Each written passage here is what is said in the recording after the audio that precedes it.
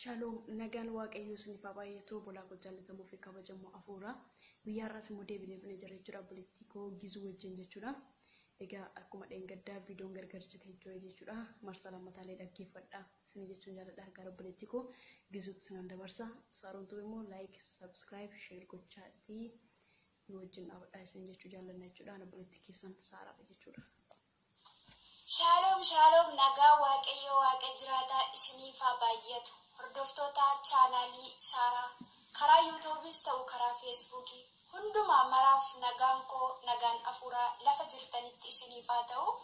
Akkam jirtu an nagaa kooti waaqayyoof galanni haa ta'u.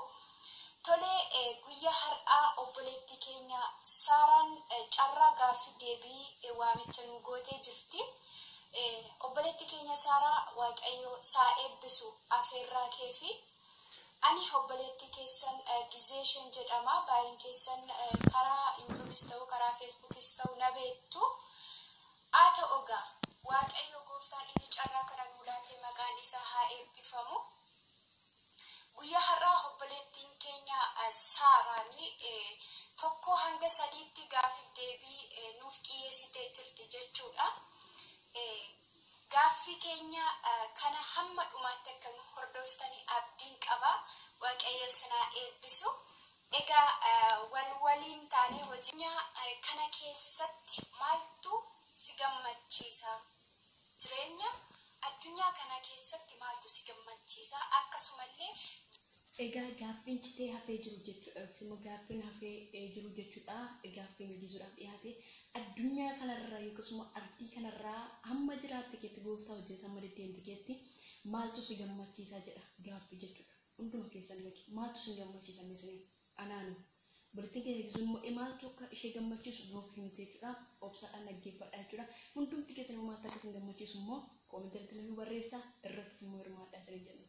Jireenya waaqayyoo keessatti maaltu si gammachiisa kan jedhudha.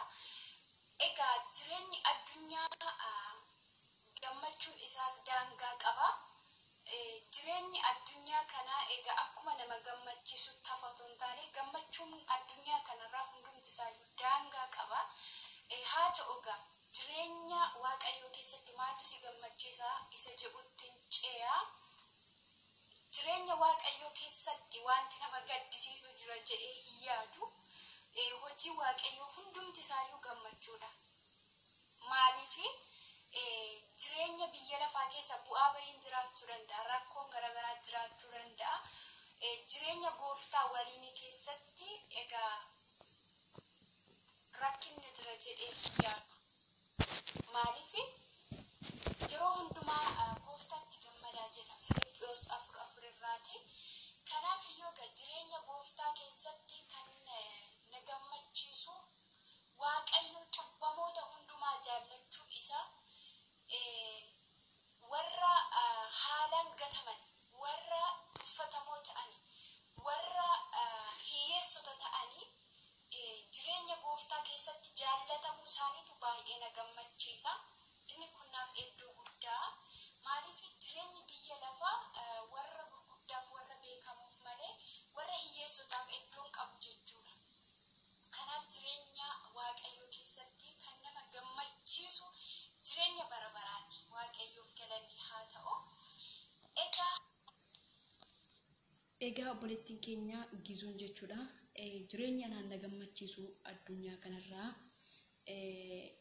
warri gatamuun gadadamuun waaqayyoon jaallatamanii isaan irra caalee immoo wanti na gammachiisu tokko hin jiru jettee lammata immoo wanti addunyaa har'a na gammachiisu Kiristoosiin jaallatamee jireenya bara baraa argachuu kooti nuun jettee jirte jechuudha. Isin immoo maaltu akka isin gammachiisu yaada keessan nuuf ibsuu dandeessuudha. Dhugumadha wanti addunyaa har'a nama gammachiisu hin jiru gabaabatti jechuudha. Tarii namni na gammachiisu jira yoo yaade soba inni jechuudha. Wanti nama gammachiisu yoo guyyaa tokko gammadde guyyaa lammataatti immoo gaddatta. Yoo ganama gammadde galgala boonja. Haa ta'u malee garuu waaqayyo wajjin jiraatta ta'e yeroo hundumaa jireenya kee gammachuudha jechuudha. Akkasumas immoo jechuudha gammachuu sana keessa immoo jireenya bara baraa jira. Jireenya bara baraa immoo kan daangaa hin qabne jechuudha. Obboleettiin keenya Gizuu waaqayyo bara kee jireenya kee haa eebbisu jechuudha.